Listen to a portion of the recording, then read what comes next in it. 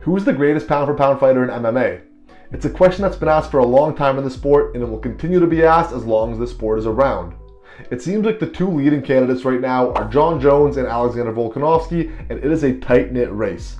If you were to go into a room of 100 MMA fans and ask them all who the greatest pound-for-pound fighter is, I assume 50 would say Volk and 50 would say Jon Jones. That's how close I think this debate is. But there's an inherent problem with the pound-for-pound debate, and it's that this may be the most arbitrary criteria in sports. What does it mean to be pound for pound? No two people will have the same definition. Is it based on activity, accomplishments, well-roundedness, dominance, skill set, a combination of all, some but not others? It's ridiculous. Check the UFC rankings, ESPN rankings, MMA Junkie, SureDog, you name it. No list is the same because nobody has the same criteria. And even if the criteria is the same, a lot of the aforementioned criteria is subjective. Truth be told, the only objective stat in this sport is wins and losses, and even those are sometimes argued. There is no right answer to this topic, and there never will be. With that being said, everybody has the right to an opinion, and I have an opinion as well. I think that it's Jon Jones. Now, I know a lot of people may disagree with that and say it's Alexander Volkanovski, but to them I ask, why? Because he beat Yair convincingly? Because of his title reign? Because he did it all more recently than Jon Jones? Now, to be fair, you could all ask me the exact same question about why I think Jon Jones is the number one pound-for-pound fighter on the planet, but I would answer that question with another question. Why did he lose it? The buzz in the MMA world that was caused by Jon Jones dominating Ciryl Gane in 2 minutes was absurd. Prior to that fight, it seemed like there was still a question of who the consensus GOAT in the sport was. Although most were already leaning towards Jon, there were still fighters like GSP and Mighty Mouse who were often brought up in the conversation. But his dominant win against Ciryl Gane to secure a belt in another weight division cemented his legacy forever. Forget GSP, forget Mighty Mouse, Jon Jones had officially convinced the world that he is the greatest of all time and that he was always the greatest. Everyone was also saying that he was the pound-for-pound king and that he should have never lost his spot atop the rankings. And just like everyone expected, the following Tuesday he was ranked as the number one pound-for-pound fighter in the world. There was no controversy, there was no what about X, Y, and Z, it was clearly Jon Jones. But after a big win at UFC 290, people are rallying for Volk to take back the number one spot. Did Alex beating Yair Rodriguez somehow make Jon worse? Did that win over Yair diminish the way that Jon ran through Ciryl? How quick were we to forget past accomplishments? Jon Jones had dominated the light heavyweight division for a decade before moving up to heavyweight and taking that belt too.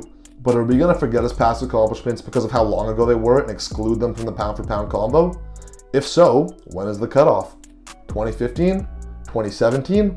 Or would it be 2019, where Alex took over the featherweight division and his title reign began? Are we going to skew the timelines in order to make a better case for your fighter? Or will we look at the entire career of the fighter?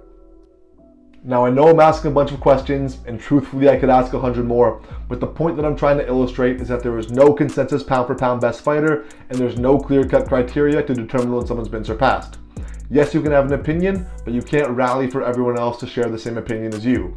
To further prove my point on how flawed the pound-for-pound conversation is, allow me to take us back to February.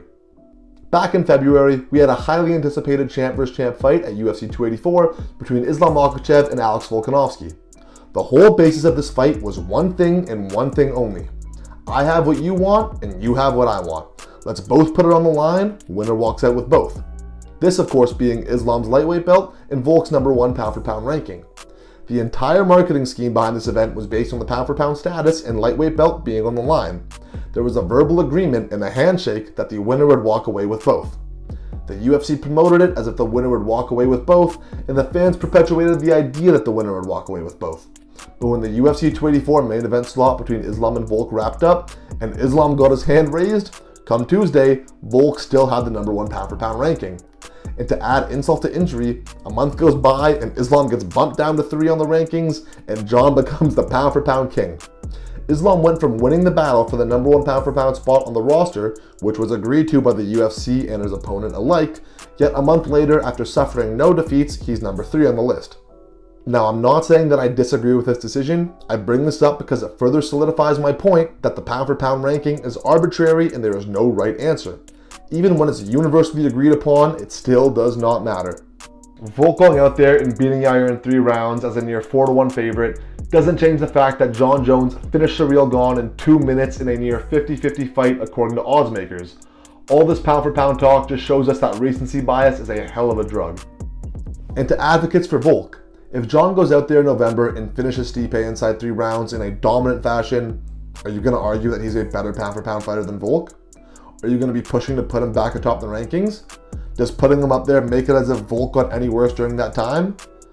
No, it doesn't, and no, you won't. So why are we doing it now? This pound for pound debate is stupid in my opinion because there isn't an answer. Now I realize that I just stated my opinion on this topic and I've done nothing to justify it, but that's not the point of this video. This is merely an illustration of how arbitrary and ultimately pointless it is to crown someone as the pound for pound king, especially when you have multiple fighters who are on such impressive win streaks. Now of course, this discussion becomes different when you have one fighter who's dominating while nobody else is broken away from the pack, but that's not the case here.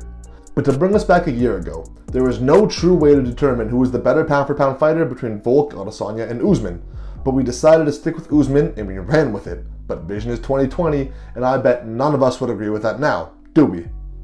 Looking back, do you guys think that at this time last year, Usman was a better pound for pound fighter than Volk? I assume most of you would say no, and that proves the point of how flawed the pound for pound discussion is. To be quite frank, I believe that recency bias is the driving factor over all of the criteria that I've brought up. With all of that being said, I still do enjoy the pound for pound rankings and conversation as a whole, because who doesn't love a good debate? It helps us examine fighters through a new lens and take in others' perspective, shedding new light on the debate. And if any of you disagree with me, please feel free to let me know in the comments below. I love hearing people's opinions and I'm open to having my mind changed. Just to reiterate, this isn't a video about Jon Jones being the #1 pound for pound fighter in the world, it's about there being no pound for pound best fighter at all. Rather than comparing these living legends and trying to put one down, I think that it's far more important for us to appreciate the greatness that we are all so privileged to witness. Thank you all for watching. Please like, comment, and subscribe for more MMA content, and feel free to follow us on our social medias, linked in the description below. Thank you all, and I'll see you all next time.